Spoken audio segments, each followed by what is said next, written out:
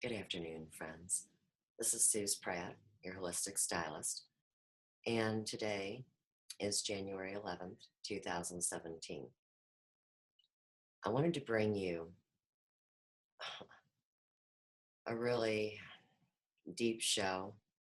I had done this back on June 18th, 2016, and this is Sophia's Emporium, a tribute to Dr. Dick Versendaal, inflammation, Lyme disease, and my story.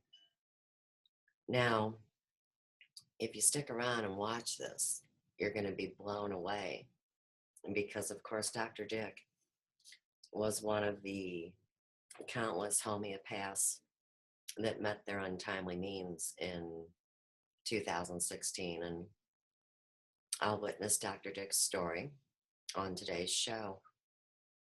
But in the meantime, there's so much talk about parasites, implants, Morgellons, and a host of other things that are taking over our bodies. And one of my dear friends on Facebook, Jim, suggested that I perform a ritual with what I'm getting ready to show you in the hopes that it would free up mankind. So it was, I believe in October of 2016 that I removed this from my abdomen, a couple inches under my belly button and to the left. So let me show it to you. I know there's a baggie on it. There we go. You can see that little son of a bitch right there. Now, this had happened to me one other time, but I wasn't able to save it. And I do have a picture of it. I have, an illustration, not the picture of the thing, of course. And I'll be bringing that forward to the public very soon. I would say in the next week. So until then, I'd like to share a screen and get you to what you need to see today.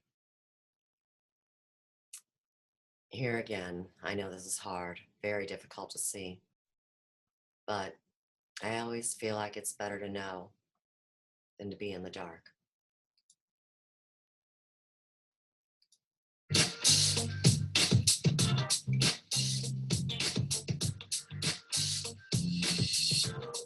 Namaste.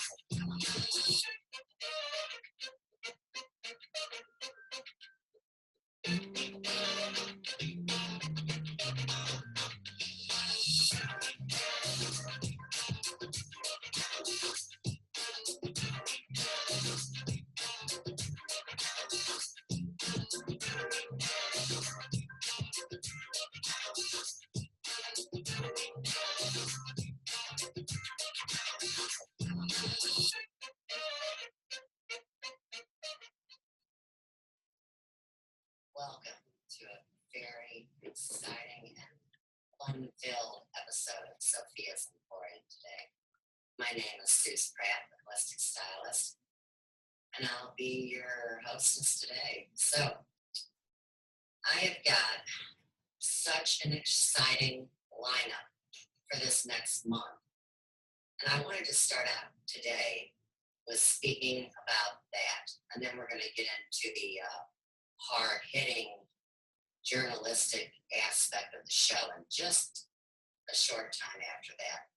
So, my lineup for the next month is as follows, and I do really appreciate everyone kind of having to tune in and wait to see what I bring. I've not been able to get ahead of the schedule, so maybe the month of July is the time to do that.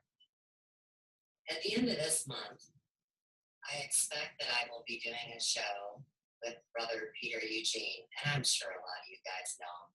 He's the good-looking ex-Navy dude that has privatisedme.org and also speaks out on the healing properties of cannabis paste. So I hope to be chatting with him on the 29th on his show. Then talk about a fireworks kind of day. Okay, so on the 4th of July, Mel B and myself are going to do a show with the beautiful Elise Diabolon, and we're all going to bring our light and our truth to uncover the dirty little secrets of the beauty industry and the personal care industry. So, I don't know if you guys know this, but my field of hairdressing or cosmetology, whatever you'd like to call it, it involves the plethora of feel-good and look-good products, is amongst the top 5 most toxic service industries. So isn't that really something that goes along with all of our hard-hitting news? That you see they had to hide all the petrochemical sludge in the makeup, and then through advertising convince women that the only way they could be desirable or beautiful or wanted was to wear these chemicals on their face and slather their bodies in it and pass it down to their kids. So that's going to be a big show. Then on my show, Sophia's Emporium, on July 9th, now we get into what I love about living where I do and the people that share space with me here. So we have a friend, and Joe nicknamed her Puka, but her name is really Andrea Utley Loggins. And I'm going to bring a picture up to the screen for you. If I can get that without the glare. I'm not having any luck. There you guys go. This is our friend Puka, but her name is really Andrea. And Andrea has just completed her Reiki Master training, and she's a natural healer just by birthright. This is one of our dear friends. So she's going to be coming on the show, and we're going to discuss all sorts of lovely things. So I look forward to my friend Andrea coming on the show. Okay, now on the 16th of July on Sophia's Emporium, Elise Diabolon is going to come on the show, and we are going to share our knowledge on the blood type mystery. Now, I do know that from what I have seen and experienced, the blood type conversation can really divide people and really upset people. And that is not what the information is for. So, for example, I'll tell you about my background with blood type knowledge real quick. Years ago, it was about 12 years ago now, I read Dr. Diadamo's book, Live for Your Type. And I got so upset, guys, because what you do is you learn how to identify your poisons. And Dr. Diadamo suggests a 2 out of 10 poison rule. So you look at this list of food you eat, and it's either poison, which releases carcinogens, or it is beneficial, which neutralizes and filters toxins from the body. And then there's neutral food, which really just, fills you up and takes care of you as far as your basic needs go.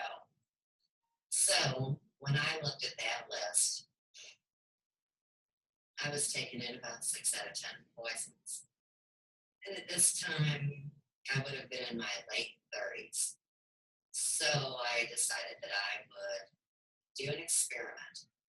And one of the first things I gave up, being an A blood type, was my favorite red meat, which was cheeseburgers and filet mignon. Now, at the same time, I quit boozing. I quit having cocktails, And so a couple of my friends really thought I went crazy because they always associated me with those things because that's what we did together. We eat cheeseburgers and drink vodka martinis. So for those people, they get all tripped out on whether they're vegetarian or vegan or they eat meat or whatever. That is not the point of the story, my friends. There is the division. So where the truth in lies is each of the 4 categories, which is A, B, O, and AB. They have different ways of digesting their food, different levels of stomach acid. Excuse me. So we never want to judge the poisons that a person accepts to take into their body. And there's a psychological phenomenon behind this. And so what that is that let's say you're walking down the street and you stub your toe and you sit there and you call yourself a stupid moron because you stubbed your toe. What's going to happen is the pain receptors are going to respond more and you will feel more pain and thus you'll have a harder time healing. So what you choose to do, you transmute in some kind of an all-chemical process that has to do with matters of God. And so whether it's enzymes or cells or all these technical little terms you see, the human body is designed to take care of itself as long as the immune system is intact. So when I do lifestyle programs for you guys, which is one of my services, one of the aspects that we look at is blood type phenomena. That doesn't mean you have to totally flip your life because there's 3 categories to look at if you want to get technical. The first one, which is obvious, would be the foods that you take in to your being.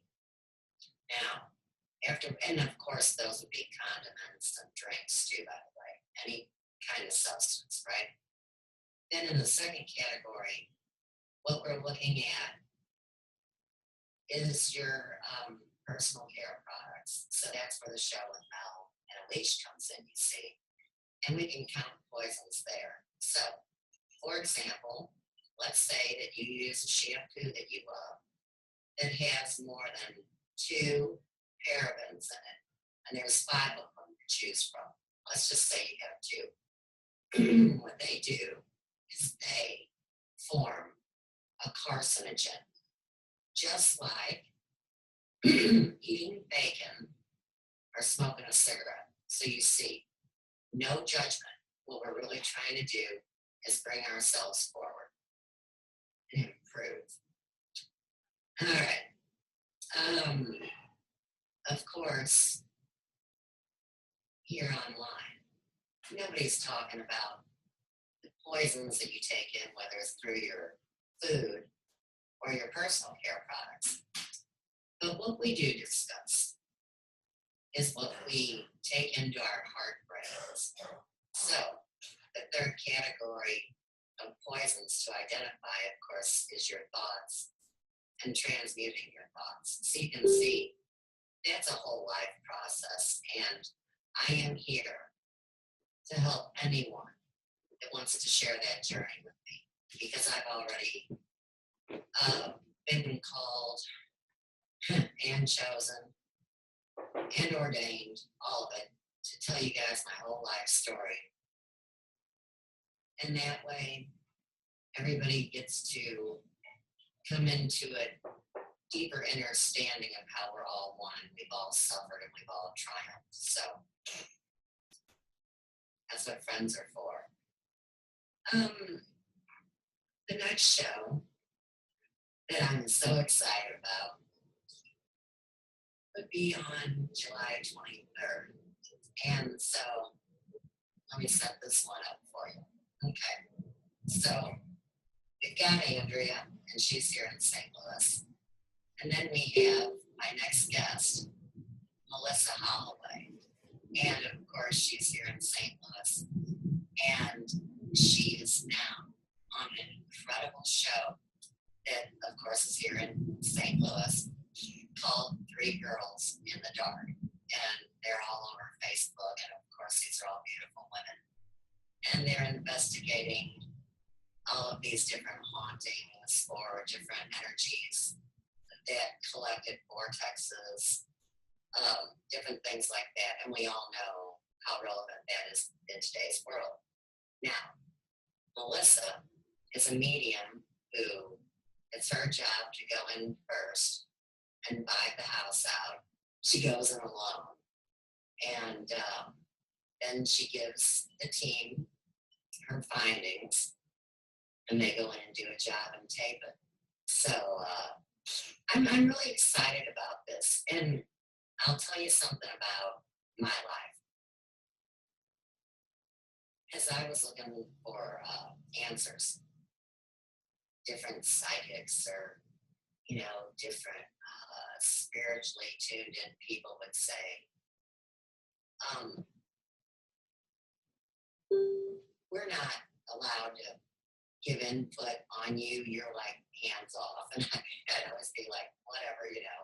So Melissa, this last couple weeks ago was over, and she brought in a message from my father and identified key loved ones that were circulating around us, and I found such great comfort in that. I'm sure that our conversation will be quite expansive, and I do want to say that one of the favorite things about my relationships with friends and spiritual family and clients over these 30 years is to be allowed to watch these people grow up and to have their children and to get to be a part of their lives and speak how you know Joe and I to speak. We're the wildest thing their kids ever met, right? So Melissa, I met when she was 13 years old. Her and her best friend took care of my oldest daughter when she was in some of her darkest days. Maybe she'll bring something in from Chelsea or from my grandkids. You never do know the potentials that could happen. Let me see if I can get Melissa's picture up real quick here. And of course, I did her hair, so you know it is slamming. Okay. Let me bring this up to the screen for you guys. Here's Melissa.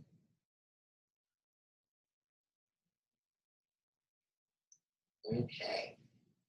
So she is a mother of 2 children. And what I really respect is that the children are aware. It's not hidden from them. She's not embarrassed of it. It's a blessing.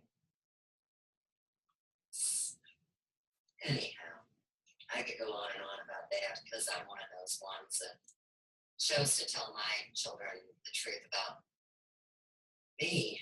And a lot of people, of course, that bothered back in the day because they had a lot of secrets to hide and didn't really choose to share that part of their life. Okay.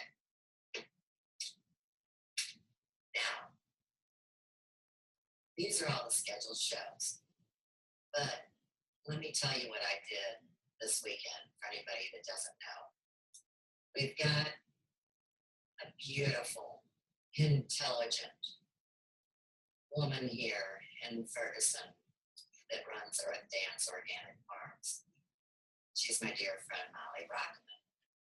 Now, she decided to have a rebirthing celebration for her completion of 35 years on the planet. That's the difference between your 35th birthday and starting your 36th year, you see. And of course, I bring that to everyone's attention. She was born in 1981. Anybody can look at it however they want. But Molly is having a 3-day celebration, and that gives me the opportunity to make another iMovie. Last night, it started out down at the concert venue here in Ferguson, which is called 501. And there was a swing band, Miss Jubilee, I believe, and so Molly loves to dance. I got it all on film. I mean, it's awesome. And so, of course, we had her mother's birthday message to her sweet daughter. We had her father's inspirational message. And we had her sister, Anne's, that didn't necessarily know that that was her. So I introduced her to some new people. Then we went back to the farm. And we had a bonfire and a candid conversation. Got all that for iMovie too. I think by the time we get done, we'll have quite a documentary. And I can't remember which family member I said it to, and I don't mean this as a joke. If there was anyone that was well-rounded enough to help change so desperately needed come forward to any town, it'd be Molly. And I asked the person too, what do you think about Molly for president, you know? So this would be the person that I think could handle the job. As soon as I get done with the show today, so I have no notes for today's show. I'm just flying off the cuff. I'm back over there, and she is doing a performance piece on her 35 years. This should be really very familiar because this is exactly what Rudolf Steiner spoke about with your rhythm. So we have speech and flow and music. We're out in nature. She's working with one of her many art forms. And she's relaying her human life. So how cool is that?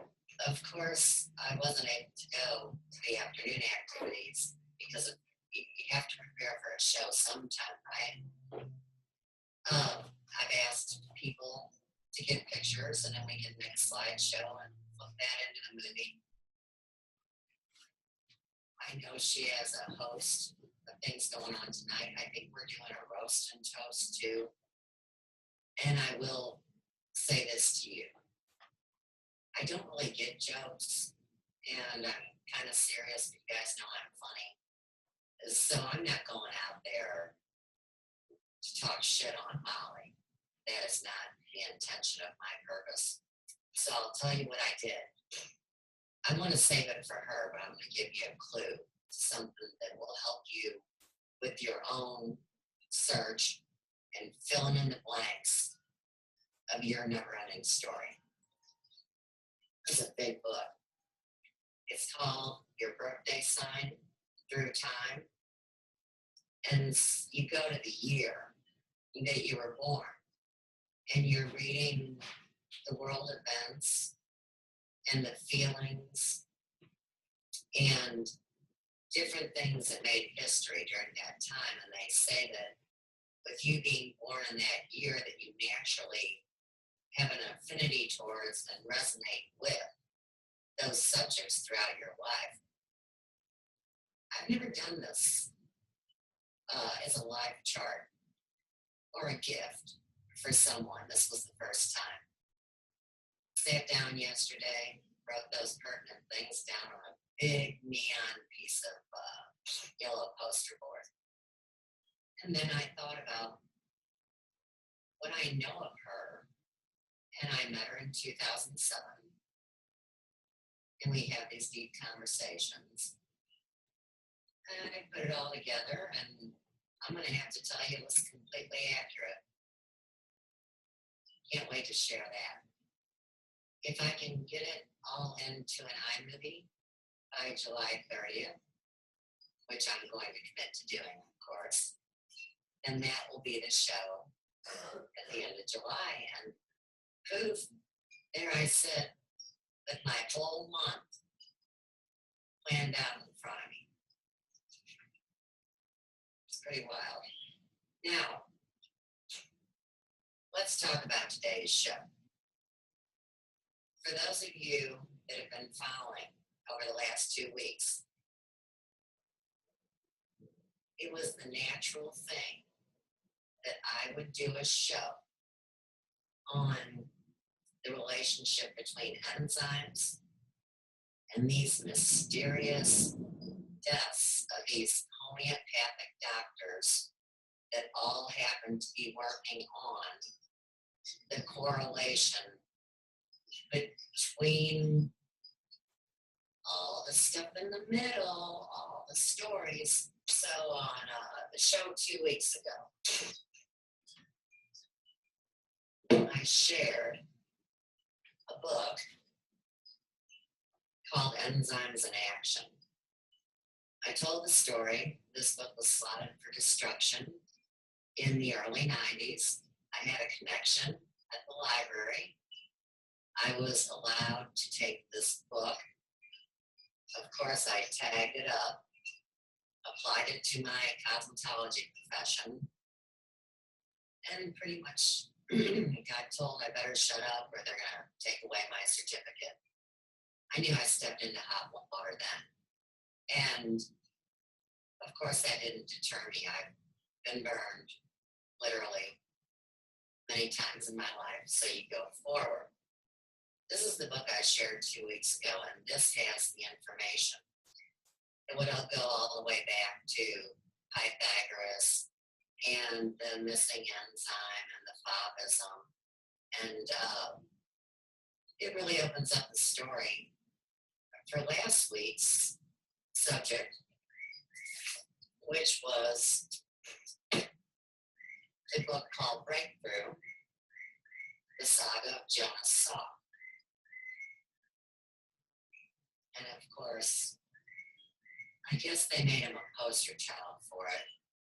So they could really shove a stick in him and tell him he was done. Because he was given his freely and it was clean and it was safe and it would even prevent cancer. While Dr. Sabine's is the one I was given. It was the one given to countless millions of people. And it was the one that wasn't formulated properly.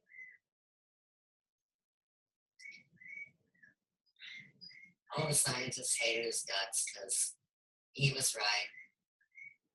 He knew that the key to the puzzle laid in viruses instead of bacteria. They go down another tunnel, both connecting and winding and substantiating one another. And so this week I bring you Dr. Dick. Now, how about this? It just figures he's one of the homeopaths that met its untimely end in the last couple of years. And doesn't it surprise you or something that he came to Ferguson, in this little town of 22,000 people, right? He came here because he loves this gal, and her name is Robin Lawrence. She is also a chiropractor. He actually trained her in contact reflex analysis. So I met him, and I have a story to share with you today. But here's the punchline before we go into Dr. Dick. I saw him on February 17th in the year 2014. It was on February 27th of the same year that he met this painfully horrific end that really didn't make a lot of sense. It involved getting smashed.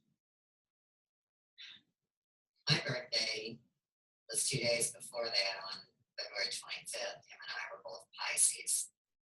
We still are, what am I talking about? And we had a connection.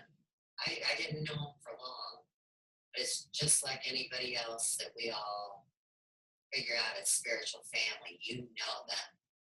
It doesn't take more than a couple seconds. So, really the show today is in honor of Dr. Dick's story. And I feel like it's the exact modern answer, because here he is working on this, working on the connection between viruses and inflammation. And of course, he had a line of supplements that was enzyme based. So remember, enzymes are a wonder and an embarrassment. A wonder because they are the things that were created by this force that we call God. And an embarrassment because these schmoes knew they couldn't duplicate it. It went kind of rogue. Hey, why not make a weapon out of it? We got a shit ton, right? So let's get into Dr. Dick's first video. And this video is called Contact Reflex Analysis. It is an intro by Dr. Dick Versendaal, and the YouTube channel is CRA Wellness. His family still carries his work on, guys, so we can have access to the supplements and the information. Enjoy the video.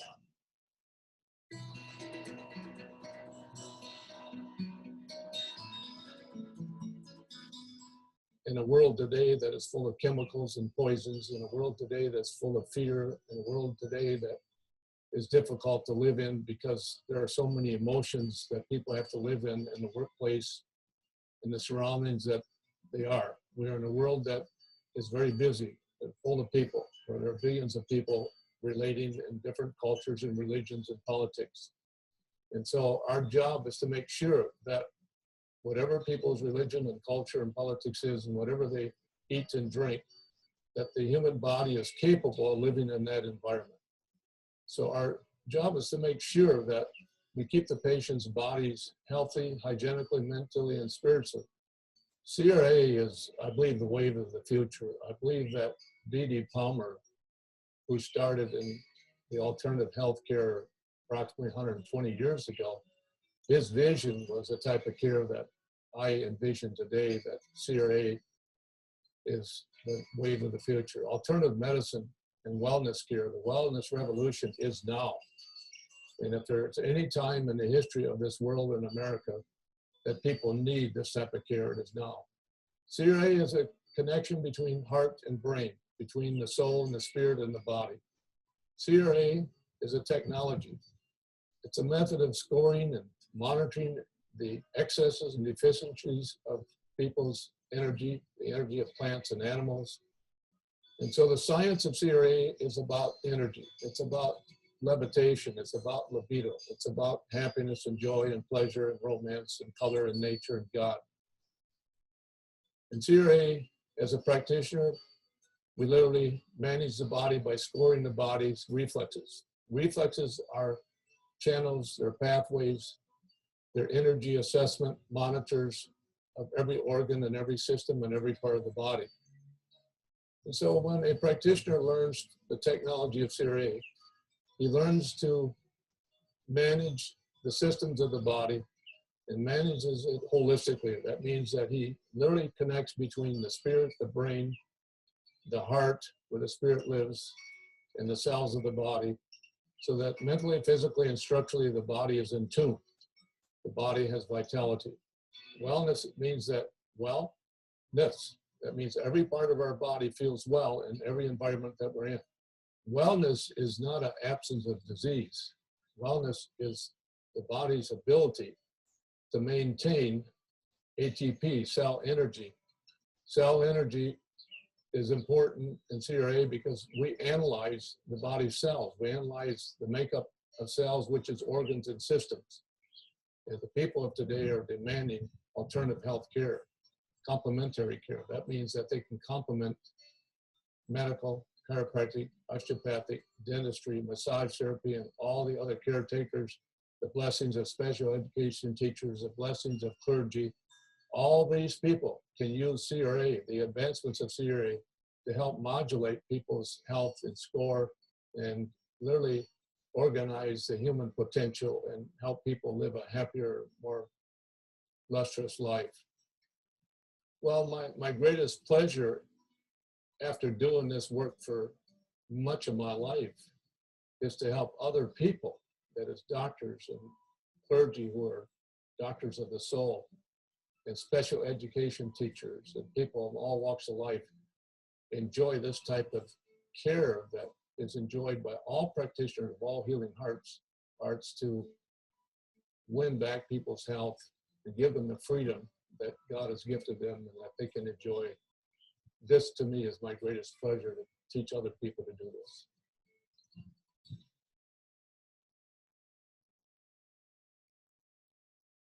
Nice guy, isn't he? All right. I promised you this story for a long time, and it's going to sound far out there, but we're going to connect it all in together, okay? So you have this man, Dr. Dick, who's devoted his life to helping people alleviate their suffering. And he comes to Ferguson on the night of a snowstorm. And it's at a little church across from where the old Emporium used to be. They're having a free talk, and then you can also schedule time with Dr. Dick. I, of course, was signed up with him on both days. And, I was just going to listen to the talk the first night. Now, the snowstorm hit, so there wasn't a lot of people there. And that means that, of course, the people that were there got more attention. And I've never been to a chiropractor. I've never had anyone crack me. Deep down, I know that I'm blessed to be here alive and living, because most people would be dead, considering what I've been through. And I don't mean that to anyone else's, to demean anyone else's suffering, but my stories this one's going to kind of freak you out, I'm afraid. So I was, of course, entering my 49th year. And for those of you that have been following my life charting, that is considered to be the year of the priesthood, if you've done your work. And it's also the top peak of what they would consider to be these years where you have time to know yourself, to burn out the false ego, and to deal with the traumas that go all the way back to childhood that would give you chronic ailments at this point. Okay. I had the year before that, the summer before, been through a major medical crisis, which is involved in this life chart that I haven't talked about yet. And I'm not going to get into that today because we'll never get through the show. But I promise you, I'll witness to it. I figured I really needed to know what my status was. So I'm in this church, and there's a guy that he picks out first to do his whammy to, where, you know, when you work with CRA, they do the muscle resistance. And Elise does it, say, like with her fingers. So, you know, everybody has a different way, right? Well, Dr. Dick, very spiritual, metaphysical dude, you know. He lines you up, he feels your energy, he does this kind of stuff. He's not touching you. And then, of course, you get the CRA done. And so the first dude up is this old farmer guy in really good health, you know, live off the land kind of guy in overalls. And he does his arm, and they rate it on a scale from 90 to 20. And if you get a 90, you're like Superman. And Dr. Dick had a rating of 90. So he was in excellent health, I tell you this much. And he does the thing to the guy, and the guy's rating is 30, and you know, that's not very good, right? And he tells him that he has Lyme disease and he was bit by a tick 28 years ago. And the dude looks at him like, I've been bit by 100 ticks. And of course, Dr. Dick went on to explain that even if you're slim and healthy and well built, that you could be chronically inflamed inside from this virus, and that you could take an enzyme supplement and take care of your inflammation, right? Now, this guy is not the kind of guy that's going to take vitamins. And everybody knew that, and that was fine. So he sat down.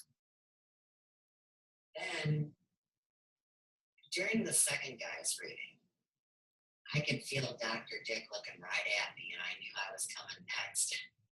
So I can't really witness to you about that guy's situation because I knew what was coming, and I knew it was my turn next. So after he gets done with that guy, he looks at me and he says, come on. And I was like, no, I can wait till tomorrow for real. You know, I scheduled an appointment, paid my money and all that. He's like, come on up here. And so when I got up there,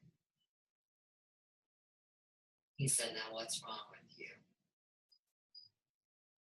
And I said, well,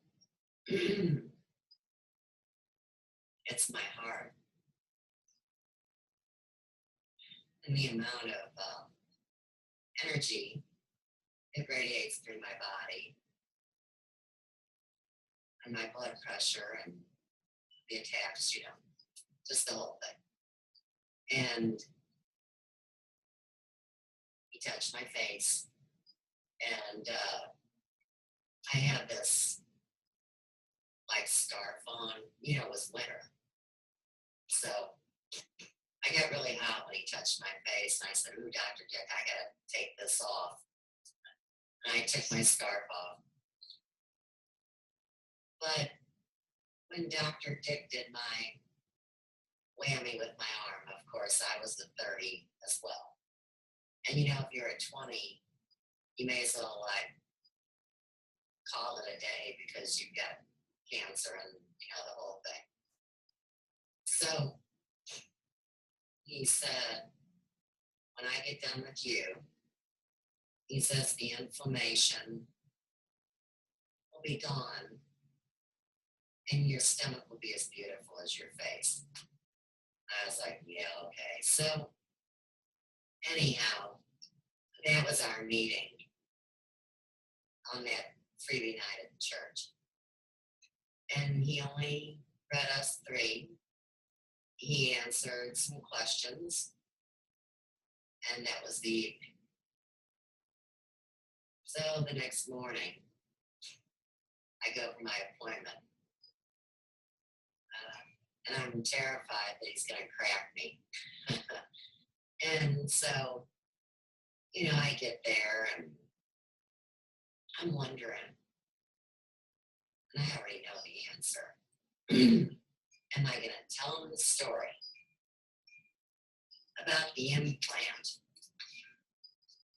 that I pulled out of my chest? And I don't know if you guys remember this picture or not. Let me bring it up to camera. Soon I'll have all this on PowerPoint and I'll just be clicking and pointing, right? It wasn't this big because, of course, there'd be nothing of me left, right? It was actually that big. See the little drawing down there? This is enlarged to show detail. It wasn't pink either. All right. So, am I going to tell this story or not? Is what I'm wondering as I'm getting ready for my appointment. Okay. So I come back in to the room where he's at. We shake hands and all this and hug. And he does my arm again. And he says, "Don't worry. I'm not adjusting you today. You are not well enough." I was like, thank goodness, because I don't want to get cracked. And he says, "Do you know the Bible story of Job?" And I'm like, yeah. And he said, "You don't need to suffer anymore like Job did." So we had this very esoteric conversation that I really don't have words for at this current time. I did a life chart about it at that immediate time afterwards, and it's on one of those computer sticks that we haven't uploaded to the computer yet. So hopefully my producer will help me with that. But of course, after that story he told me, I said, "Okay, Dr. Dick, I got a story for you." And then I told the story. And he says, "Don't you worry about any of that." I said, "All right, Dr. Dick." I said, "Are you telling me for real that I'm so goofy or whatever that one day a tick went walking across my chest and decided to bite me? And theoretically, it would have been a female tick. And maybe she would have injected, her egg or whatever that turned into a larva." You just see the story is totally just mind blowing, okay? But you're telling me that this happened to me 8 years ago. He said 7 or 8 years ago. And that's what I pulled out. And he laughed and he said, "That's my story. I'm sticking to it." All right. Well, of course, I'm going to read you all about his stuff, but I'm trying to give this in an order that it makes sense. Okay. So, of course, Dr. Dick has a protocol as well, and that anytime that someone has a workup done, he's going to tell you, of course, what you can't eat anymore. And basically, I only eat about a dozen different things. And the only thing that I had like a check mark by that. I didn't think that I was consuming, although I was eggs. And I don't eat eggs plain or like fried eggs or poached eggs or scrambled eggs. But of course, now we're talking about, say, an egg that gets put into a cake batter. So every time that I would have an egg, theoretically, it would set off the inflammation in my body and the virus would multiply. Okay. Now, I want to read to you about Lyme disease. And I want you to keep in mind this word they made up, Lyme disease. It's going to be any bug that bites you that causes inflammation and transmits disease. So, there's more than one kind of tick, of course, and they list those, and they have different things, but Zika virus, guys, and I know everybody's tripping out about that, and I know it's tough to be pregnant right now, but find your help in these natural healers and homeopaths that do actually work with the good side of enzymes and know how to take care of these things. There's a lot of ways to keep inflammation down, immune system up, and we've been covering them, and that's why it's important now. All right, here's what it says about Lyme disease. Lyme disease is on the rise in our region of the Midwest. There were 80 reported cases alone in Michigan in 2012, according to CDC.gov/Lyme/stats. The Center for Disease Control has warned that cases nationwide are extremely underreported, and the 30,000 cases that were registered last year may be closer to 300,000. The biggest concern is that people often don't see the tiny tick that transmits the disease, and that the classic bullseye rash does not always appear. Symptoms from the bacteria Borrelia burgdorferi include fatigue, chills, fever, muscle aches, headache, joint pain, and swollen lymph nodes in the early stages for the lymph.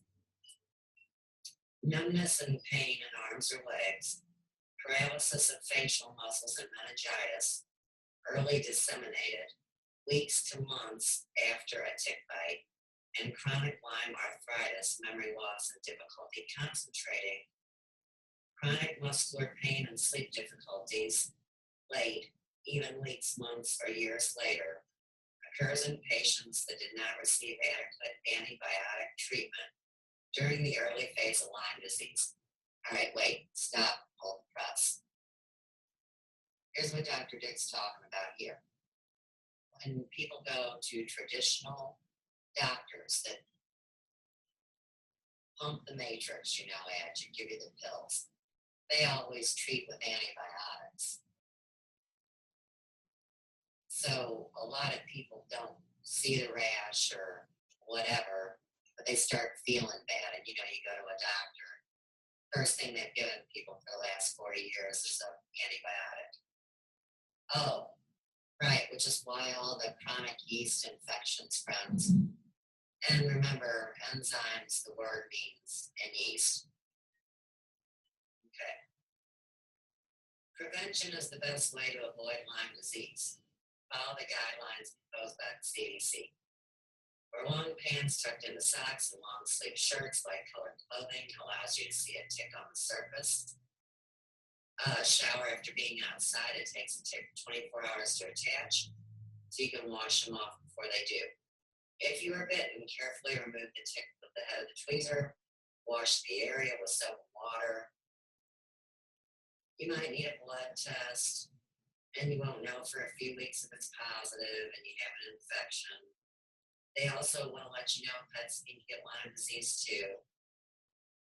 and make sure to examine your animals after walks to avoid breeding ticks inside.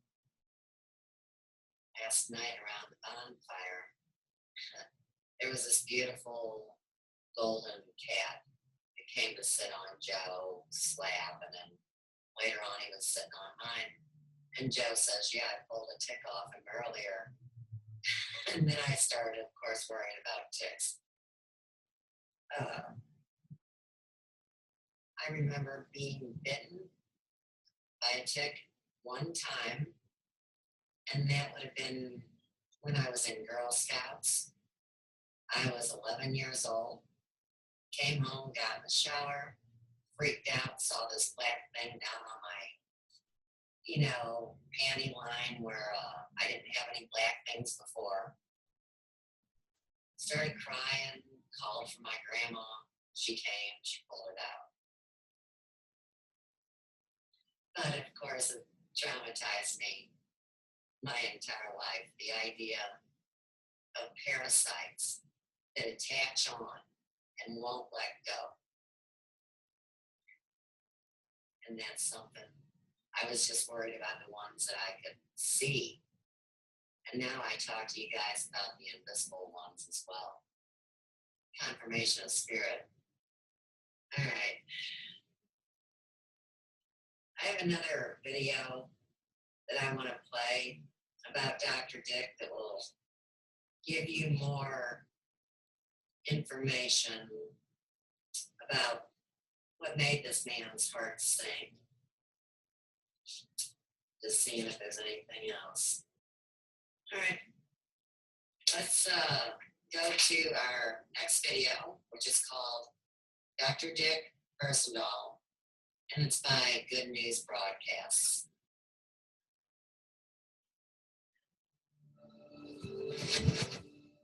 Hi, this is Paul Slatkis, Good News Broadcast, speaking to Dr. Dick Versendaal. Hi, doctor. How are you? Very good, thank you. I've been on the road for 3 weeks working and teaching for colleges, universities, and been busy with a lot of doctors and they're wonderful patients, and I'm glad to be on your program. Well, I'm happy to have you here. Actually, we've met through my chiropractor, Dr. Snatch, and you're a master chiropractor. And, well, how did you get involved with chiropractic study and application? I just stood in front of a big group of doctors in Orlando called the Master Circle. And there were hundreds of doctors in this audience, and the same question was asked me. Well, my mother, by the time she was 40 years of age, had raised 10 children. Oh, boy. And she was healthy. She was a beautiful woman. My father was very much in love with her, and her kids all loved her. Well, when she was 43, mind you, she was told by our doctor that she had 2 kids in her womb, my twin sister and myself. And when she gave birth to us, we were 20 pounds between the 2 of us. We literally wrecked her body. And so the day we were born, my mother became an invalid. And she was in bed for 13 years with pain and arthritis and rheumatism and headache. Never had a good day. And I had to be raised by my oldest sister that was old enough to be my mother at that time. And my aunt, that was my mother's youngest sister. And they literally raised me for 13 years. Well, the amazing thing is that I had asthma the day I was born. My twin sister was healthy then and still healthy. And I was so sick as a boy. I was stunted. My body couldn't grow. My twin sister was always a head taller than me. I got pneumonia many times. I was set back in school for a whole year because I couldn't make my classes because I was so ill. There were days that I wanted to die. So when I was age 13, my third grade school teacher convinced my parents to take me and my mother to a chiropractor. Well, that's when the miracle happened. Within 3 months, my mother got healthy, and the doctors told her she'd never live to be over 50. Well, she lived another 45 years. That was the miracle that she got from chiropractic care, mind you. It took me a couple years for me to totally get over my asthma with chiropractic care, but by the time I was 15, I was well. I was starting to grow again. By the time I was 19, I had a good-looking body. I was a kid that got my brains back, my health back, and I got good grades in school. But up until then, I was a very short child. I was, my whole brain, my body was so stunted that I had a hard time even going to school.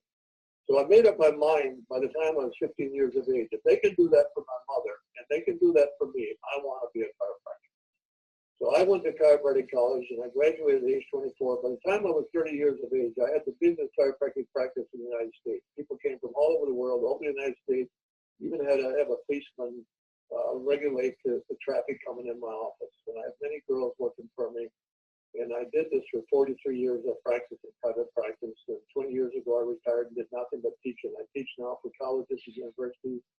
I have doctors that are medical doctors, chiropractors, nurses, veterinarians, you name it. They all come to my seminars. They all want to learn it. So we developed a system called contact reflex. Really? You gonna shut my Zoom down if I try to do that? Shame on you, Melvie. Analysis.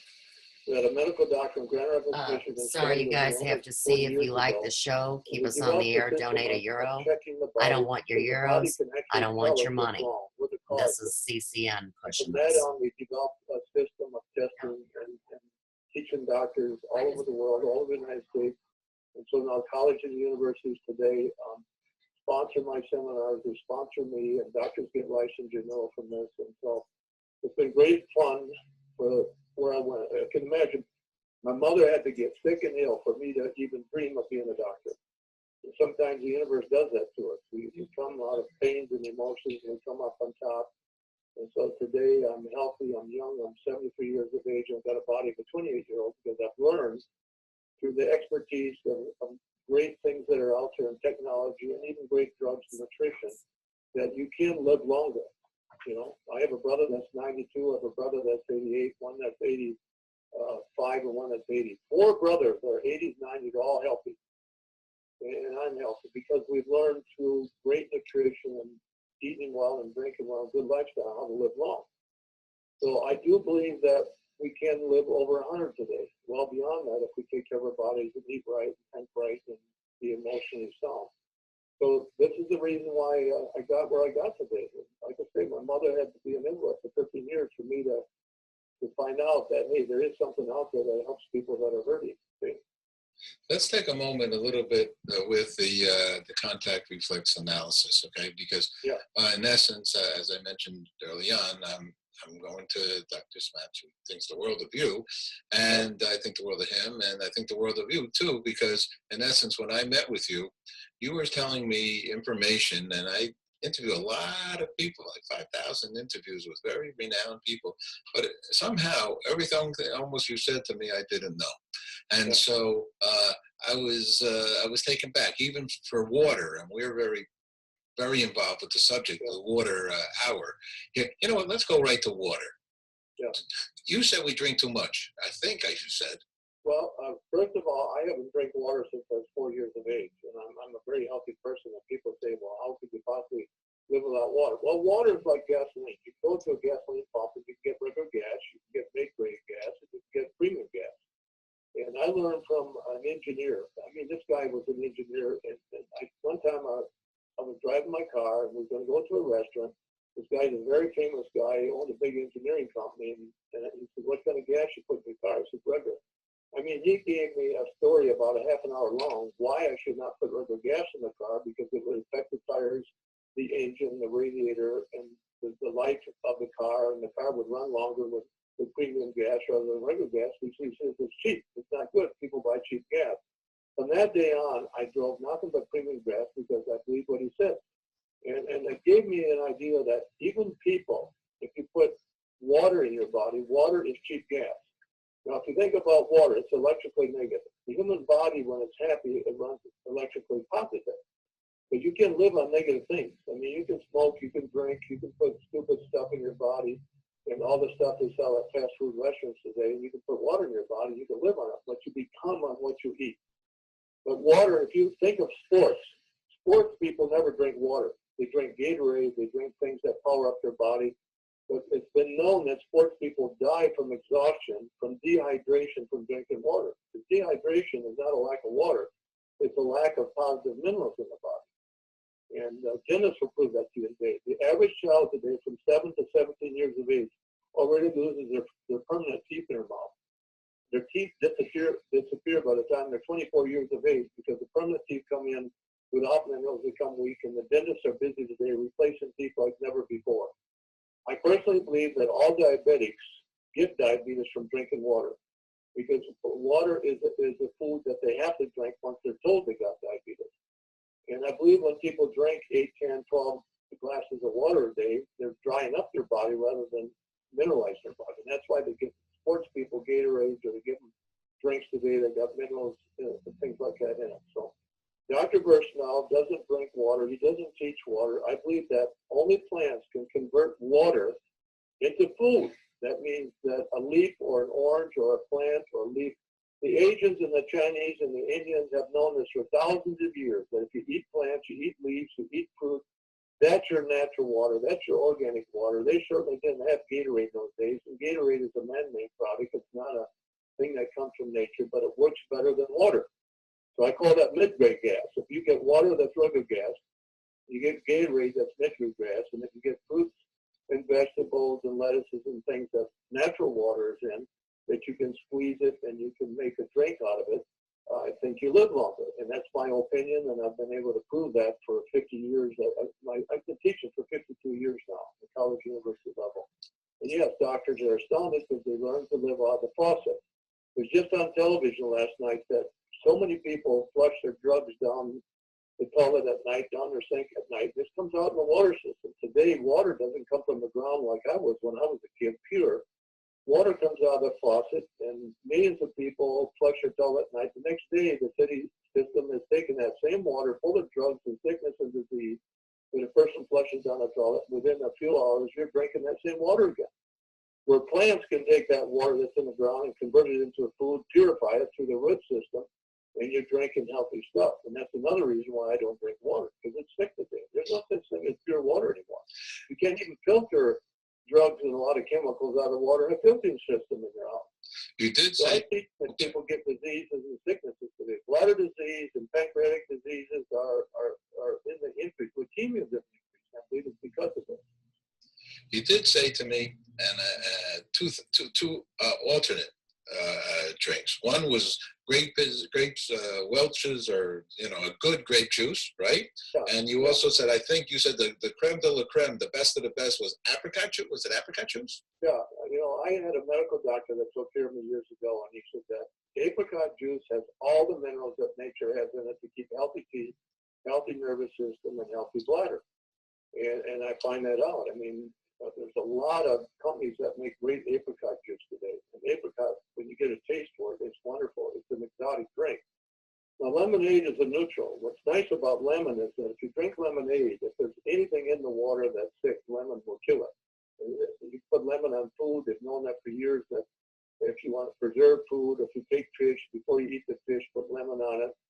And so the bottom line, lemon is a neutral. It can take the body that's too alkaline and make it acid, or too acid and make it alkaline. That's what lemon can do. So I drink a lot of lemonade, and it's wonderful.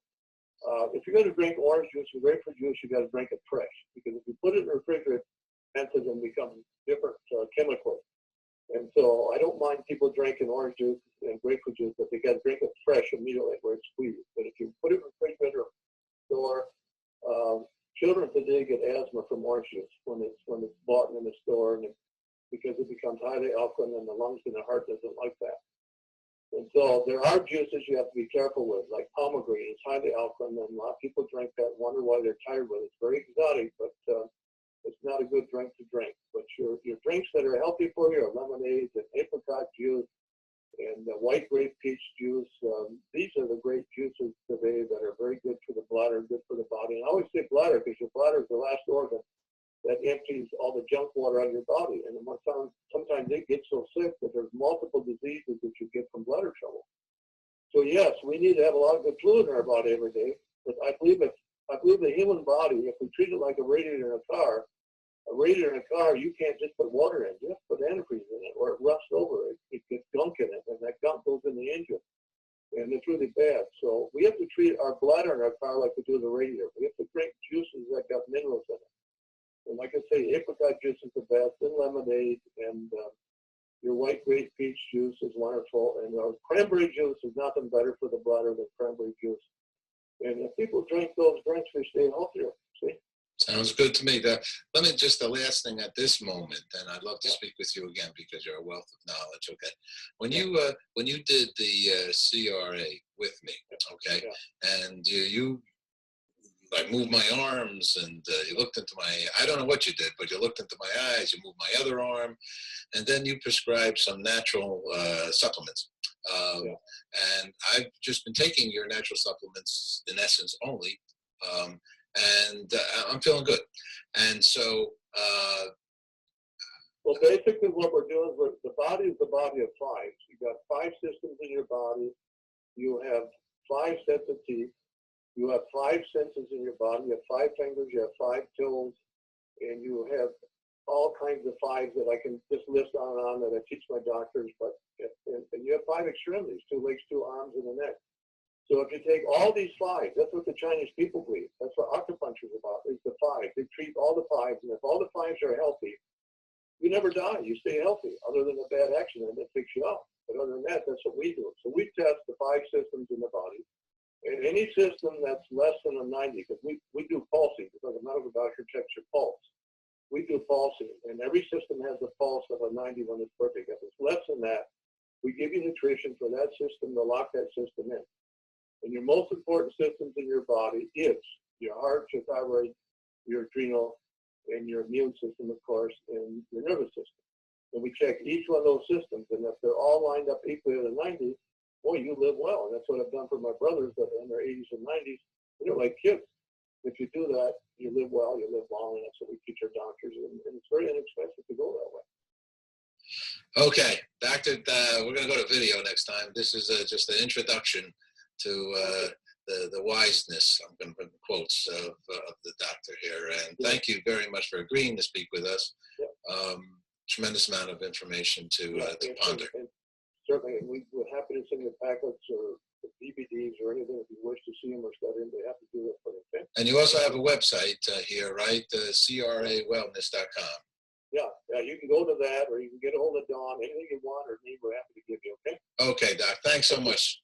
Yeah, thank you for inviting me. Have a good day. You as well. Bye-bye.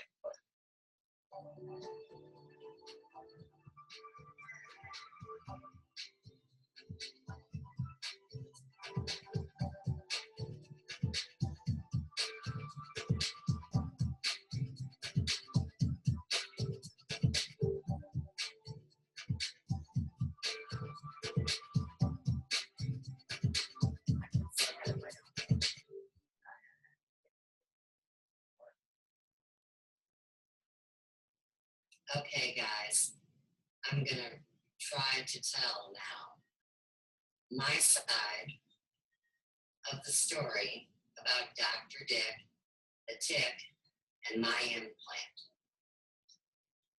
Years ago, when I was a child, I used to have a nightmare.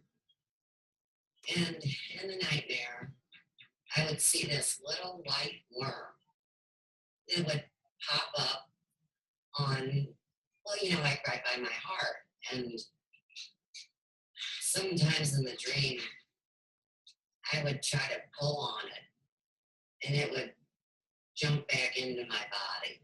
So that is a foreshadowing. I'm going to put it into like a thesis, antithesis synthesis. That's part 1. Okay. Now, before I meet Dr. Dick, there's the story that now I'm going to share with you guys. We had moved to Ferguson. This was in the year 2009. And on my chest, there was like a hot bump. And it wasn't a pimple. It was like a pore. You know how sometimes people will get like a wax sebum, kind of a plug or something, that makes the pore bigger after you've expelled that time and time and time. Well, I had never had a sebum plug there before. Of course, we have to have the dogs bark during my story. Chauncey. Shit. All right. So there was this pore that was funny on my chest. It was hot. And, as a hairdresser, I specialize in skin conditions. And as a healer, you know that I know how to do surgery. I know how to clean a wound. I've got all my tricks in my bag.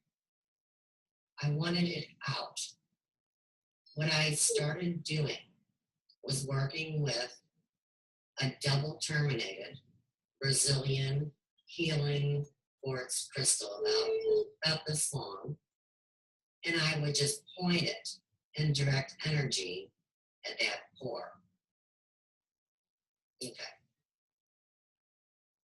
This story occurred during the time where my oldest daughter had had a breakdown, and she went off with Melissa's best friend Candace to live, to grow up, to grow a pair, to get a job, and to take care of herself, because she was like the princess in the pea. You know, this is the one that is joining forces with the dark side, and we don't get to see our grandchildren. So this hits really close to home. I was going to pick her up, and she was on the south side of St. Louis. I'm on the north. When I got there, this thing had been bothering me all the day. And of course, I had been working with it, trying to squeeze it, trying to get something to come out. And I was waiting on her in the car, and I kept pushing on it, and I could feel something rising up, let's put it that way. So once she got in the car and we got back to Ferguson, I told Chelsea and Joe, I said, look, I'm going in the bathroom, I'm doing surgery, and if I'm not out in a half hour, y'all need to come in and make sure I'm alive. And so, you know, I went in the bathroom, and I had a tweezer, and I had the crystal, and I sat down, you know, got myself comfortable, and started working with it with my hands and praying and, you know, focusing my intent to get this thing out. And so when I pushed, the round part, you know, the head of it, came out of my chest. And I was like, you gotta be kidding me. And so I put the tweezer on it because, you know, you don't know if it's gonna be squishy or it's gonna be hard or it's gonna blow up and eat your, you know, who knows what, right? I have a huge imagination, and I was ready for anything. Let's put it that way. So when I touched it with the tweezer, I would tell you the consistency of it was hard, like cartilage. That, you know, if you feel up in the top part of your ear, you get that idea. And it was perfectly circular. And I put the tweezer on it, and I plucked it out. And right before my very eyes, it closed up like it was never there. You know, usually when you've got something in you, like a foreign object, you know, or dirt or something that needs to come out, you would either get a little bit of blood as you brought it out, or you might get a little bit of infection. And of course, you know, that could be white, or it could also be, you know, a yellowish color if the infection's really bad. But I've had none of that. And the pain was gone. And I had this son of a gun holding it on the end of a tweezer, this little itty bitty tiny thing. And I got up and went in the kitchen where Chelsea and Joe were standing. And we stood next to each other in a triangle. And I was showing it to them. And they were looking at it, and it's not moving around or anything. I mean, I don't want you to think it was like something off of a bad movie, you know. And it fell out of the tweezer. And we all, none of us moved. And we all bent down right in place where we were, down to the ground to look for it, because you know I was going to put it in a baggie or stick it between two pieces of tape to show people. I always keep my evidence, right? And none of us could see it or find it. I had happened to read just a little bit on etheric implants. And I think I read it, of course, through Rudolf Steiner. And, you know, when things like that happen, sometimes when their purpose is served, they disintegrate or go back to where they came from, or, you know, they don't want to leave their evidence behind. So anyhow, that's the story of my implant.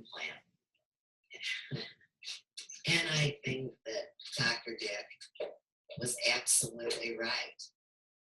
I'm going to tell you that I think that not only myself, but a large majority of the population now has Lyme disease.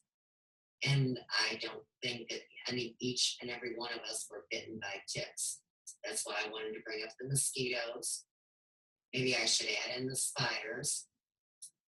And this whole thing about chronic inflammation. Now we've seen it, of course, in Jonas's book with swelling on the brain. We see it in our modern day Facebook posts with these screaming children that are forced into vaccinations, that they get these crazy rashes and the inside of their body swells up and some of them perish. I think it's kind of like anything in marketing. They name the same thing a whole bunch of different names so they can sell protocols or products. So we're dealing with inflammation here, guys, and that's why I always talk about homeopathy. So while we're on the subject, that would be ferrum phosphate, more commonly known as iron phosphate. It's an oxygen provider. It's an inflammation reducer.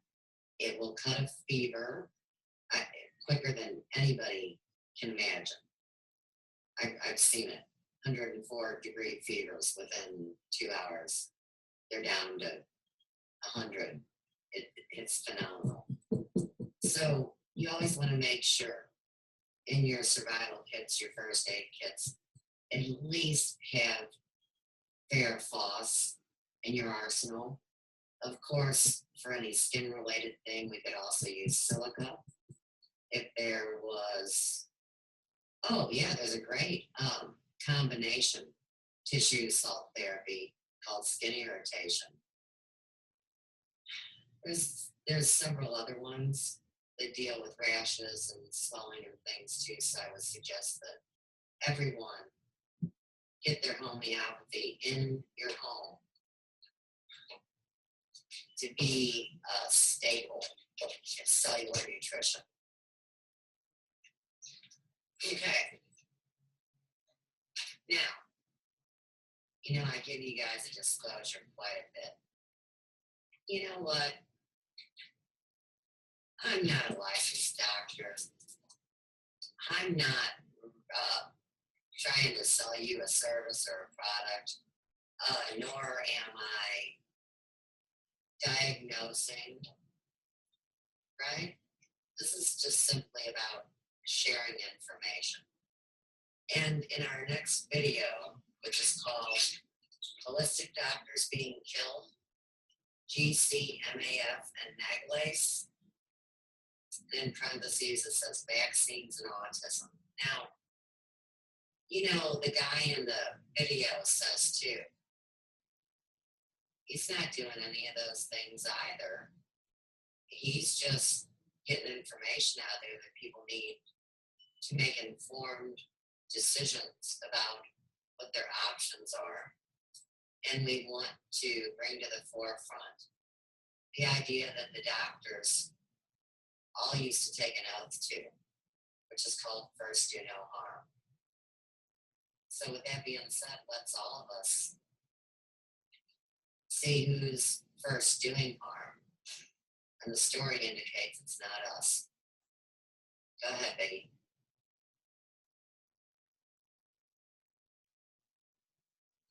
Hey everybody, a few quick things before we blow the lid off of this. This is huge, super huge story right here. A few disclaimers here that I want to make before we begin. One, this presentation is for alternative news purposes only.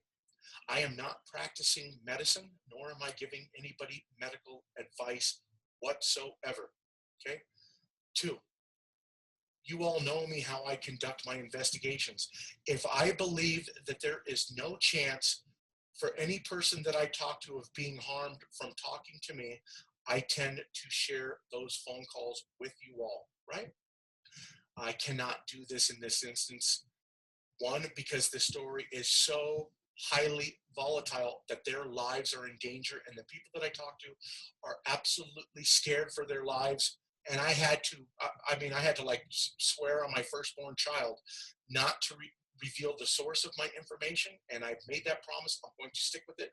All phone calls, when I talk to them, I only kept for the purposes of going over to actually go over the information again in my own head so I could be able to present this to you all. And they have since been destroyed. So here's the deal, everybody. I am going to reveal to you why these alternative medical doctors are dying. And I'm going to reveal to you here some of the things that they've made a discovery on. And if you find any of this stuff interesting, please share away with everybody that you know, because the more places that this presentation goes to, the less likelihood that they will be coming to do me in. Why? Because if it's everybody knows it, then what's the chances of them coming after me to keep my mouth shut, right? Okay, so here we go. This has to do with I don't want to call it a product, I'm going to call it a cure.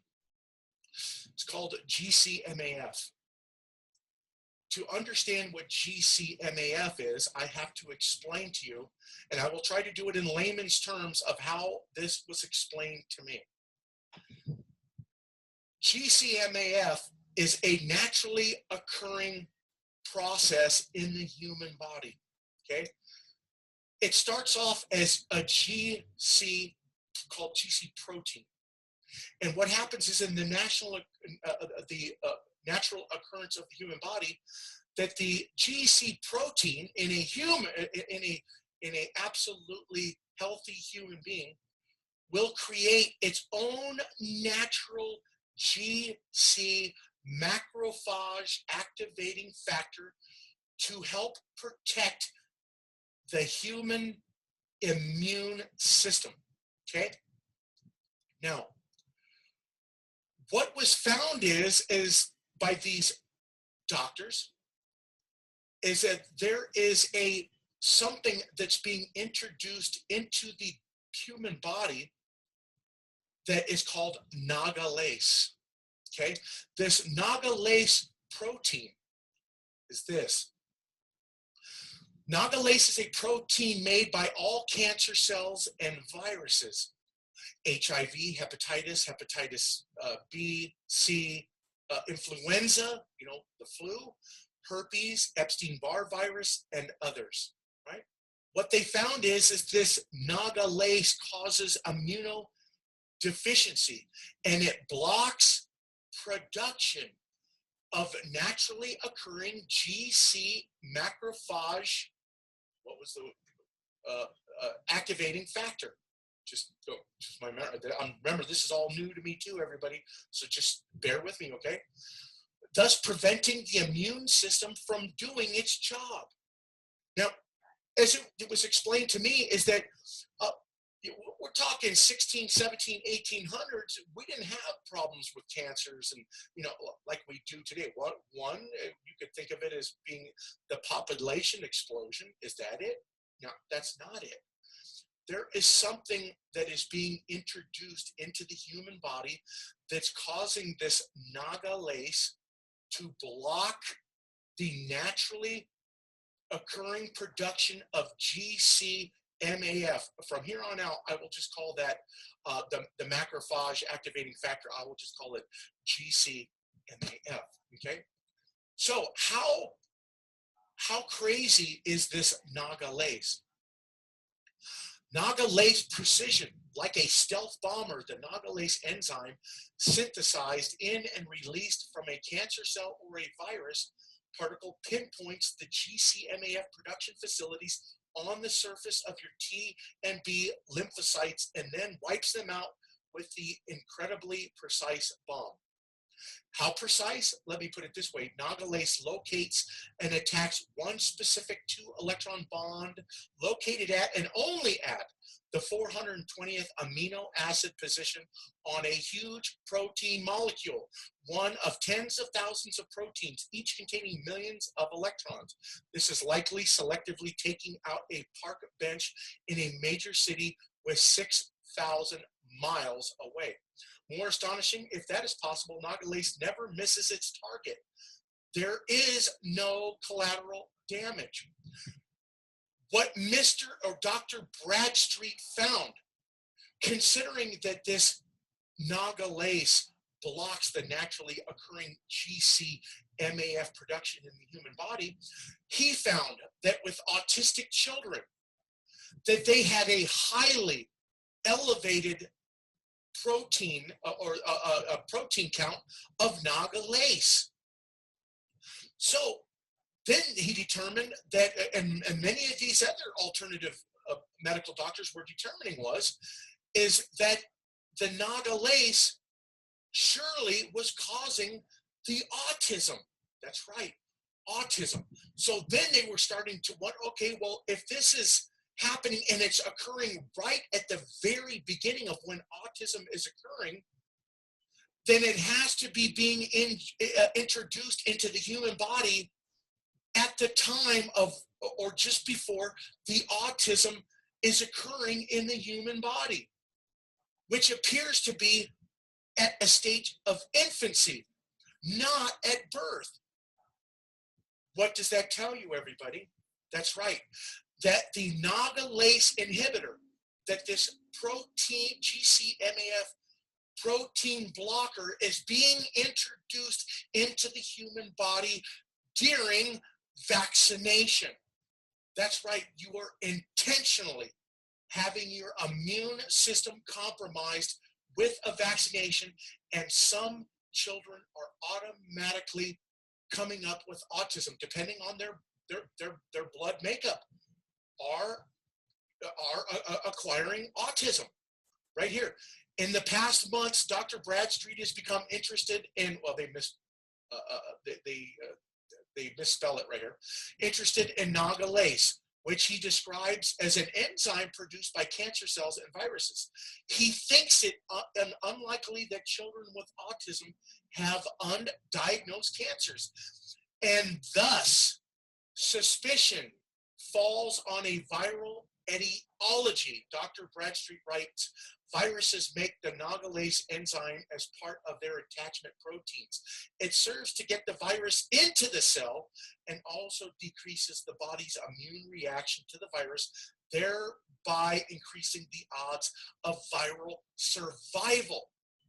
So now, that is why these doctors who have become alternative medical doctors, all of them are doctorates in their medical fields, right?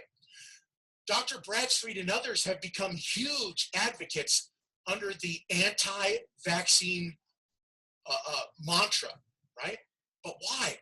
That's right, because they believe that this Naga lace, which Dr. Bradstreet and Dr. Gonzalez have proven unequivocally is being introduced into the body at vaccination, How do they know that the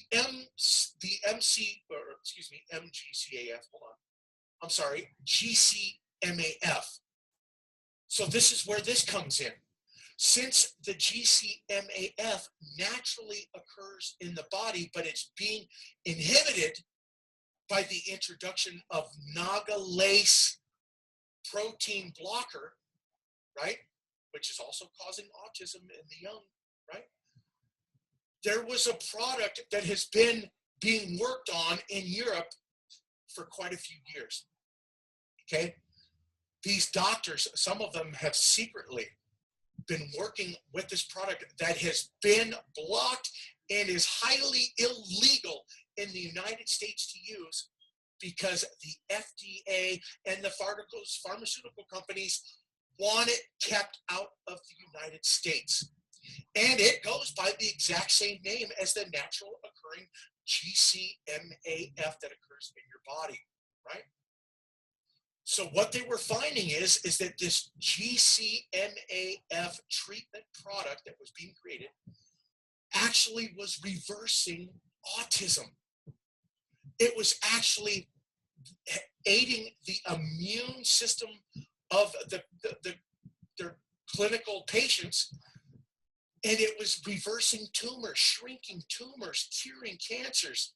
That's what they were finding, is that they were introducing the GCMAF to replace what the nagalase was intentionally blocking from occurring naturally in the human body. And they were working secretly with this. Dr. Gonzalez was highly upset and wrote in his book, What Went Wrong? And he spoke about how they were the medical fields were being stymied in every situation about working with these cures of GCMAF.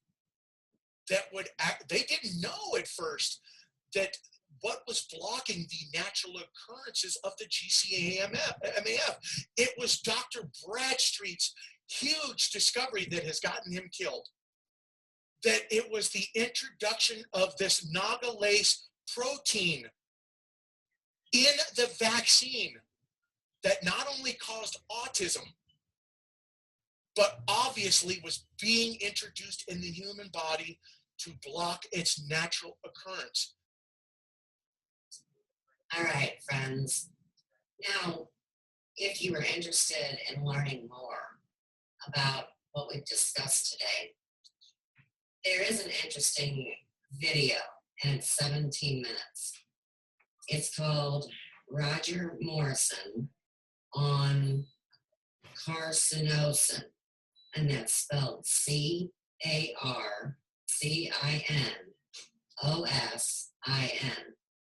And it's on the cancer nosode treatment.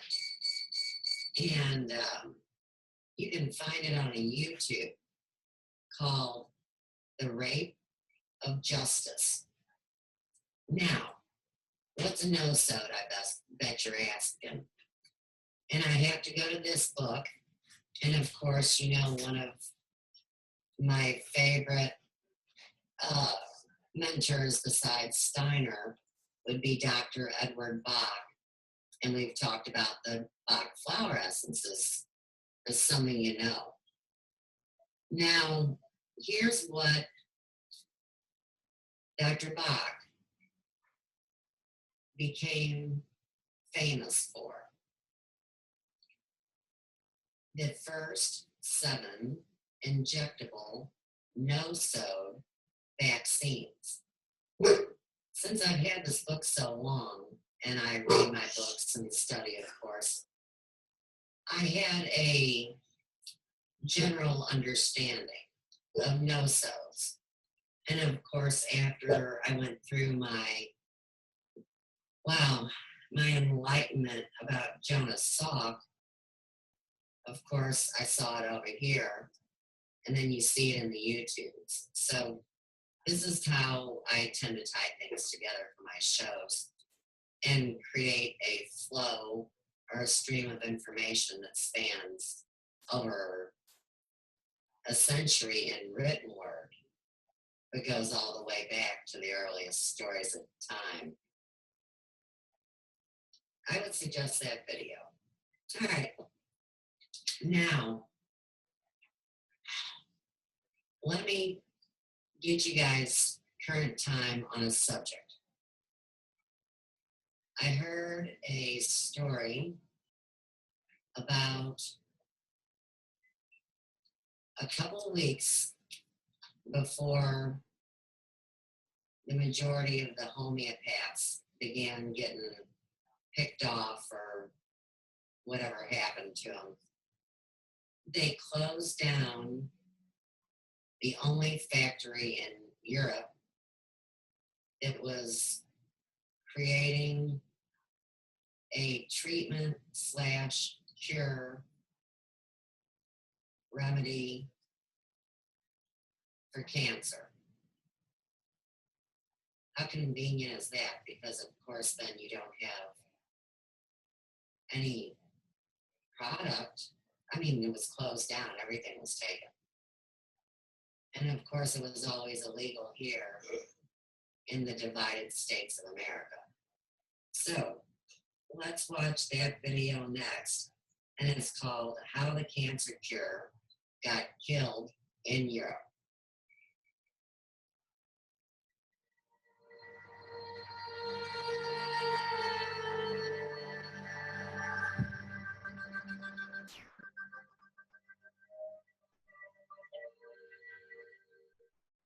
Another physician that we were able to interview was Dr. Lear and Keneally. We traveled to her clinic in Irvine, California.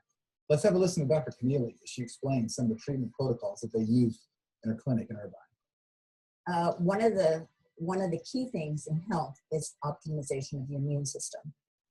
And I think it was 1999, a doctor or several doctors, there's actually conflicting information about really who discovered it, but that's not my deal. But anyway, there's something called GC-MAC, macrophage activating factor. What are macrophages? Macrophages are the Pac-Man of your immune system. And so we have to have a good immune system, whether you have cancer, heart disease, diabetes, dementia, we need a good immune system to take care of ourselves. And so when we make bad cells, cancer cells or viruses, they make an enzyme called nagalase.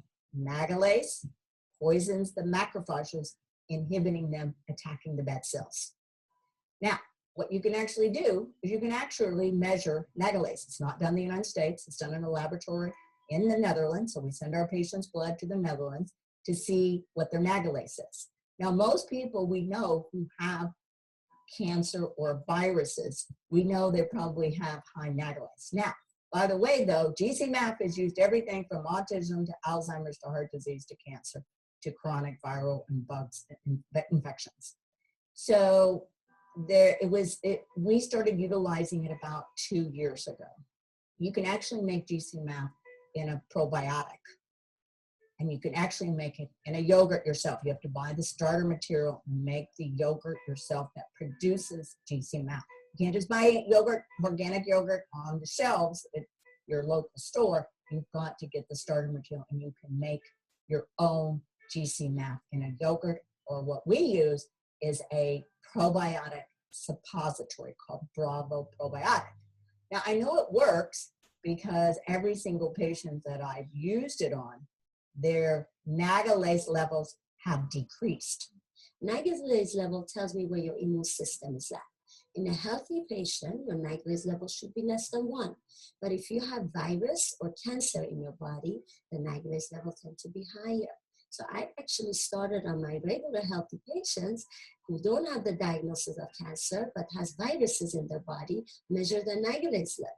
If it's high or higher than 1, I tell them your immune system is being suppressed, and then you get a develop cancer. Unfortunately, as we've already seen many times in the global quest, the authorities will shut you down if you're using a treatment for cancer that works, that's not approved. This recently happened with GC-MAP at the manufacturing facility in Europe.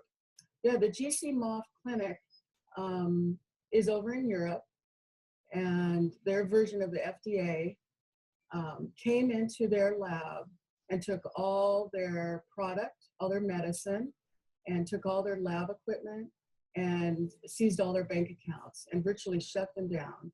They were helping thousands of patients reboot their immune system. They were helping kids with autism. They were an answer to cancer, and they shut them down. So Val, if you could talk a little bit about the details of this raid. Yeah, the FDA version of the European FDA version came in to the GC MOF lab. Two female workers, lab technicians were in there. They came in with machine guns, bulletproof vests, and held them up at gunpoint, took all the medicine out of the lab, seized all the bank accounts. It's really a Gestapo technique to shut down any kind of alternative medicine that is not run by the big pharma. Wow, it sounds like a mafia. Yes, it is the mafia. These type of raids are happening all over the United States, but as we just heard, this is happening in Europe as well. This type of behavior is despicable no matter where it happens because it's stopping people from getting access to treatments that can save their life.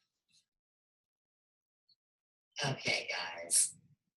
Now, I want to bring up that last video that I did on my June 11th Sophia's Emporium. And, you know, it was that weird, creepy video where the shill or the sheep or whoever he is, he was almost, like a clone or something, was up there talking in front of that small group of people about eliminating the God gene from people, and the name of what they're calling it is fun backs. Okay, so here's what I did earlier today. I wanted to go back and turn that up as loud as I could to hear the comments of the guy that was watching this presentation, which he was not very fond of. He's in the back row and he is challenging the goofball that's on stage that has this, concept or this proposal that, they feel like is perfectly safe. And the date on this was April 13th of 2005. But recently, this link was shared on my Facebook page, and some brave soul had actually did that investigative journalism, filming of that somehow in secret, and leaked it out at the time where it may actually be heard, and be heard in a way that stops this insanity. So I want to tell you what the guy was saying, and I wrote it all down. Okay, so he says, are you not agreeing by studying the viruses and basically eliminating the individuals that would otherwise put on a vest and blow people up? Now you remember in this video, they took two people, one religious and one not. Interestingly enough, they didn't even use the word spiritual once. And, in my little suspicious mind, being the daughter of a cop, I think that they didn't use the word spiritual because too many people are spiritual. And so I believe the spiritual people would have to be on the side of the religious people, because what they did is they did this fMRI. So it's a brain scan. They strap something onto your head, right? And the right frontal middle lobe region, which is right up here, GYRUS, okay? That's the area that lit up for people that would be, I'm going to say, spiritual. Okay. Then let's say you have a person that isn't particularly that way. Well, when you read that person is, Bible verse or some kind of a spiritual teaching, that instead of the reasoning lobe up here lighten up, this lobe back here, which would all be about, like, how you feel disgusted when somebody tells you something. All right, that would be the lobe that would light up. Well, this vaccine, okay, it's a virus that would immunize against the VMAT2 gene. And what it would do is it would turn what they're considering a fanatic, which would be a spiritual or a religious individual, turn that fanatic into a normal person. And of course, I made the snidey remark like, turn them into sheeple or turn them into slaves or, turn them into George Orwell's 1984, but you get the picture. Now, in this video too, of course, the dude in the back that doesn't like the story, I mean, thank God for this guy, right? He says, how you planning on delivering that? And of course, he knew that it was an aerosol. So now we're talking about chemtrails, kids, right? But an aerosol suspension method, and it is a respiratory virus. So, of course, you don't have to just worry about chemtrails. You got to worry about the schmuck walking around down the street that's just releasing viruses like you see on TV and contagion and all sorts of stuff. So the way that they plan to get everybody taken care of so they're not fanatics would be through the flu and the rhinovirus. And of course, the large part of the population has already been given this whammy, haven't they? All right. The guy in the back said this was kind of like putting a bullet in somebody's head. And there was something about the CT scan evaluating people. So this was 11 years ago. They've been playing. All right. That's the end of my review on 6 hours worth of information that you ask yourself, how did a hairdresser come up with this? And all I can tell you guys is we are so much more than the title that they give us that defines our work in this world. And I obviously have a world-class library, so the more that these books are shown on these shows over and over, we'll get to the bottom of it, because now it's all in picture proof. We've got a few more minutes on the show, and I want to go back to the whole idea of homeopathy and no-sodes and all the great people that have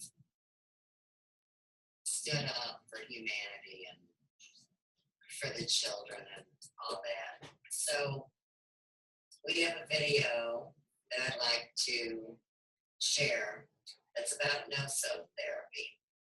And the name of the YouTube that you can find this on is the Unified Medicine Institute.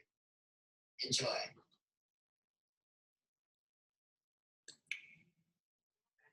Bioenergetic assessment allows us to eavesdrop in on the communication system of the body to see what it needs in order to heal.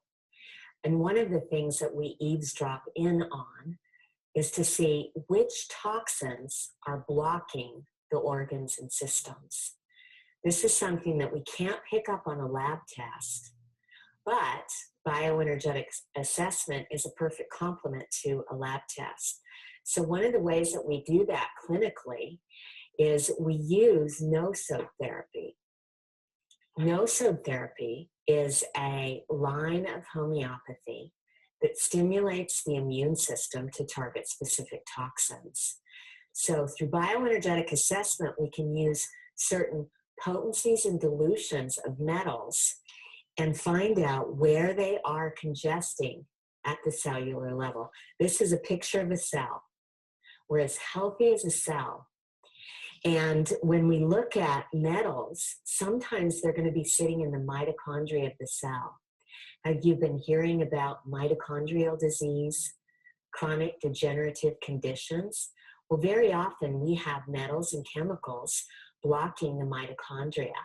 Through bioenergetic assessment, we can go in and determine how deep, energetically, how deep the toxins have moved, and then what combinations of homeopathic no-soap therapy to use to stimulate the body to let go of those and return to a state of flow.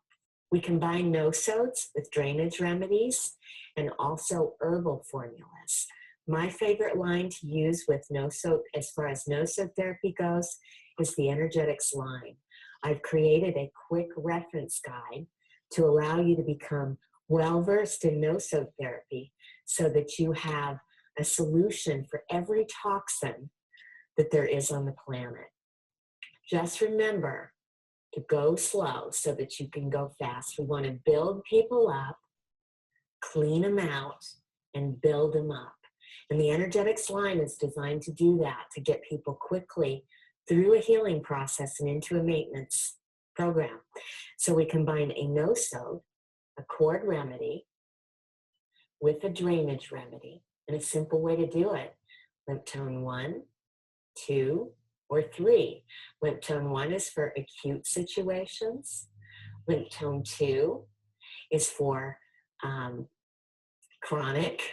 And lymph tone 3 is for degenerative. So that's really easy to determine which ones to use. And then find your favorite herbal formula over here. It's a 1, 2, 3 punch that supports the body from the atoms and electrons all the way through to the organs and systems, supporting the primary and the secondary pathways of elimination.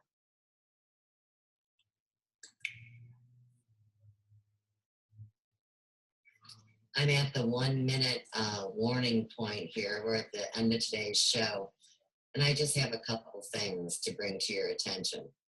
The first one, back to my friend Molly, that I'm getting ready to come back to film her movie of her years. One of her friends is a girl named Katie, sweet little redheaded girl. And when I first came to Ferguson, I got to show you this, cracks me up. She was selling jewelry, right? And for those of you that are computer geniuses, which you know I'm not, this is a computer chip on an earring. And so when I bought these earrings, the big joke was, well, this is the only computer that I'm ever going to have. And so now you guys know I'm like Miss Computer or something. One's named Sophia and one's named the New Girl. So I'm all about computers now. Thank you for the beauty in it and the wisdom.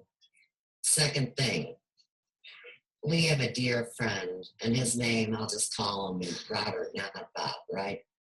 And he's always bringing like little gifts, and he's a kind, wonderful man.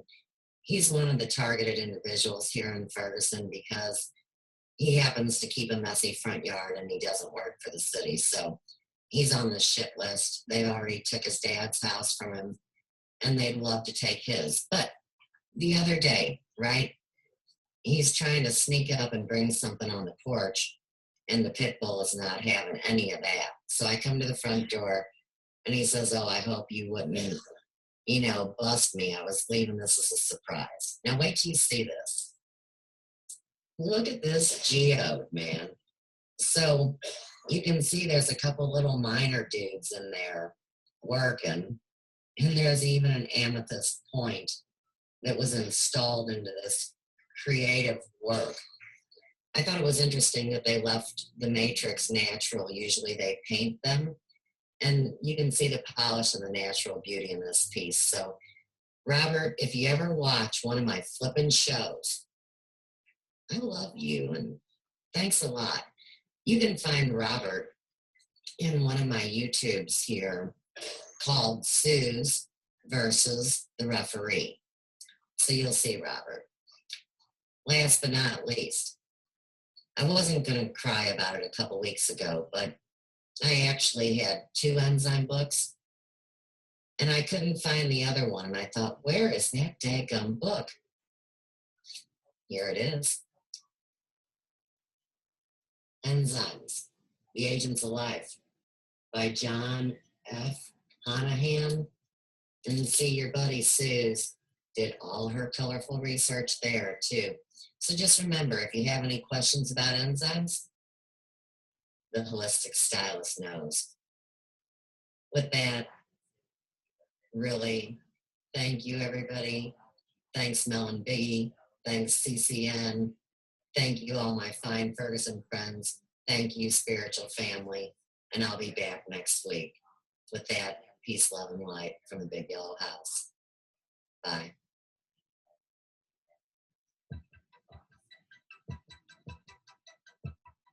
Conscious Consumer Network was designed to create a live broadcast TV network for free and independent media and has been live on the air since the 1st of January 2000.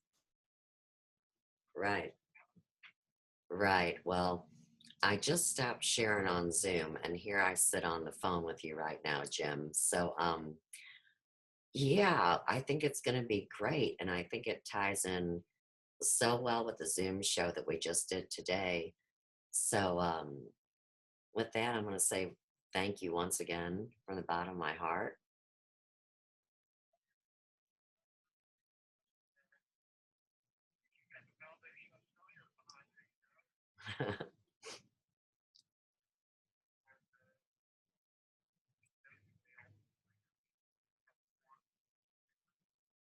Isn't it magnificent? And so of course, the Zoom room can't hear what you're saying. So I just want to say that out loud, that what we're discussing is how incredible it is to have Rudolf Steiner in all of our lives. And I go back to the oldest, most dearest story that I have about him, which is, you know, at the time he was not feeling physically well. He had retreated to his bedroom. He was bedridden. And people were still coming to him for advice and for healing and all the things that Dr. Steiner loved doing. And so he had spoken to his group and said that, you know, it was really sad that they couldn't accomplish their work back then. But he assured them that they would all be back again before the end of the 20th century and come together and do this work. And so confirmation of spirit, I was just watching something earlier this morning when I woke up, and here they were talking about Steiner. And I want to say it was Randy shared it. It was a Bernard Gunther, and he wrote a beautiful oration. It's pretty long. Should be on Randy's page. And it had to do with Steiner. And when I first picked up Steiner's work, you know, in 2004, and read it and started asking people if they knew who he was, nobody knew. And all I wanted was a friend to discuss Steiner with. So you guys have been a huge blessing that you've accepted Steiner, because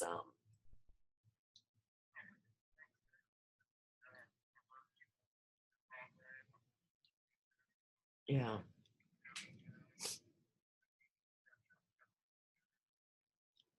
right,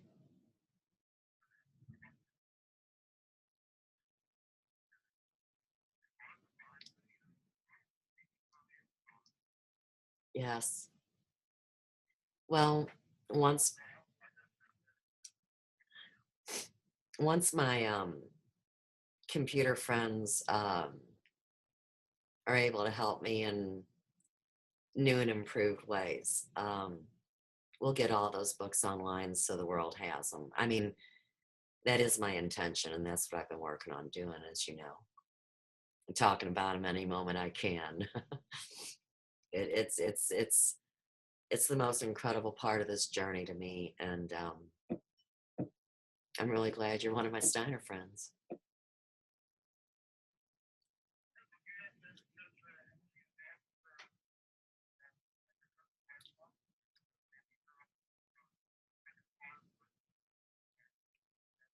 Let me say goodbye to everybody, and then I'll talk to you about that because I just got into it shortly. But give me just a second.